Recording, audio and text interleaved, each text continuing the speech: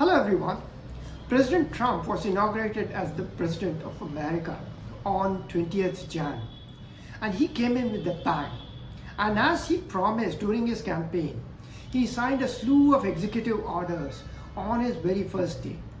And one of the executive orders that he signed is making waves around the world among immigrants. Go ahead. Sir, this next order relates to the definition of birthright citizenship under the 14th Amendment of the United States. Yeah, that's a good one. Birthright. That's a big one. What about that one in the course? That one is likely to be passed. Could be. We think we have good grounds, but you could be right. I mean, you'll find out. It's ridiculous. We're the only country in the world that does this with birthright, as you know. And it's just absolutely ridiculous. But, you know, we'll see. We have very good grounds. Sir, People have wanted to do this for decades. This executive order is pretty important. So let's look at a few questions that came my way on this issue. So what is this issue about? What is birthright citizenship? The Article 14 of the US Constitution provides that any child born to any parent in American soil, on American soil, becomes an American citizen by birth. Now, this is going to change after this new order. So what exactly does this mean? This means that kids born to parents who are not US citizen, or at least one parent is not a US citizen, will not be eligible for this privilege. So there are a lot of details behind this. I'll urge you to go through the details. So why did Trump sign this executive order? Now, the reason behind this is obvious. He had made promises during the election rally, and he kept to the promise. And this was one of the promises that he had made. There's a lot of pent-up anger in America over illegal immigrants, and how illegal immigrants are able to migrate and chain migrate by having kids. Their kids automatically get citizenship, and that is roiling Americans. That is causing a lot of heartburn. So he wants to address that issue with this executive order without having to wait for Congress to pass a law. Now, why now? Why did he sign this order now? Like I was saying, there's a lot of heartburn among Americans over American jobs going to immigrants and to illegal immigrants. And illegal immigrants have a way of chain migrating, and eventually when they settle in America, their kids born there have this birthright citizenship, which is now being taken away. Now, there are countries like Mexico,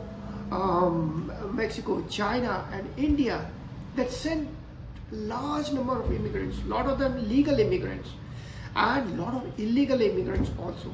As per Pew American Trust, over 85,000 people of Indian are living and settled in America illegally.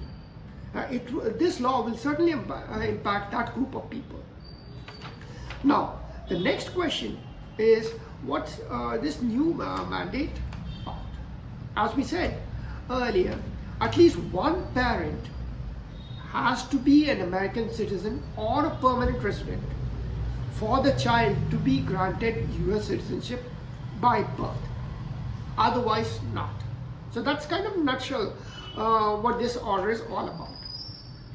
Now, the other question that came to me is, do other countries also have similar policies on birthright citizenship or not?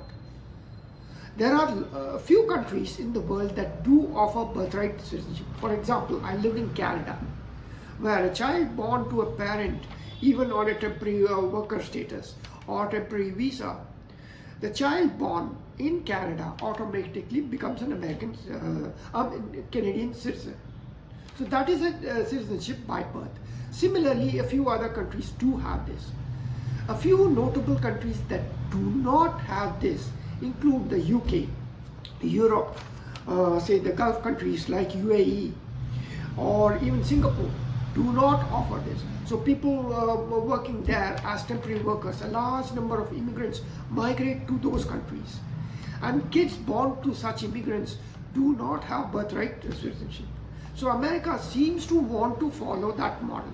This impact Indians. Now this is a very important question that's floating around. Now this law will obviously impact illegal immigrants living in America. Immigrants who have overstayed their visa, or lot of immigrants who have migrated illegally into American borders are living there and working there. It will impact them. It will also impact H1 visa holders, L1 visa, B1 visa, business visa, and those on student visas. And children born to people on such temporary visas will not be eligible for American citizenship anymore. After this, the next question is, does this impact Indian Americans? Now this is a misnomer. I see a lot of articles in the media talking about Indian Americans and how this law is going to impact Indian Americans. No, this does not impact Indian Americans. Born in America are of Indian origin, or people like me who migrated to America on H1 visa, eventually got a green card and then naturalized. So people like me are Indian Americans. So we are of Indian origin in America. We are American citizens. So it will not impact US citizens, Indian Americans and their immediate family. So will this impact chain migration? The intent of this law is very clear. The intent is to impact illegal immigrants and chain migration. Chain migration, I'll give you an example. While living in the US, we had a few friends who were on H1 visa, had kids in the early 2000s, late 90s and early 2000s. Now, they finished their work permit quota duration, and some of them did not get an extension of the H1 or a green card in time and had to move back to India. No big deal. Move back, settle here. Now the kids born to such friends of mine, now they are turning 18, 20, 21. A friend of mine, his daughter just turned 21. And since the daughter is a US citizen by birth, she was born in the US when he was working there, she is eligible to sponsor his green card. She has sponsored his green card. So my friend will be receiving his green card in about 6 months, because a parent of a citizen can get a green card within 6 months. Boom. He's looking forward to that, will eventually migrate to the US. Such migration will be impacted in the future, because these kids born to temporary workers or on H1 visa will no longer get citizenship. So eventually when they return, they will not be US citizens. Another question, one last but not least question is, say if you are a student planning to migrate to the US and eventually get a work visa, how does this impact you? My short answer is, it does not impact you in the short run. The reason being, you're going to study there on an F1 or student visa, eventually try to get a work visa after your OPT, and maybe get married and eventually start a family. When you do start your family, you don't know what your work status or your visa status or your immigration status at that point is going to be. But the fact is, you cannot bet on the fact that a child born at that time will automatically have a US citizenship. So that is something that is going to be out of question, at least till you eventually get your naturalization or US citizenship. So that is kind of the long-term game that you may have to keep in the back of your mind, but it won't impact you immediately. Question, and this question is generating a lot of debate, is can this decision be reversed?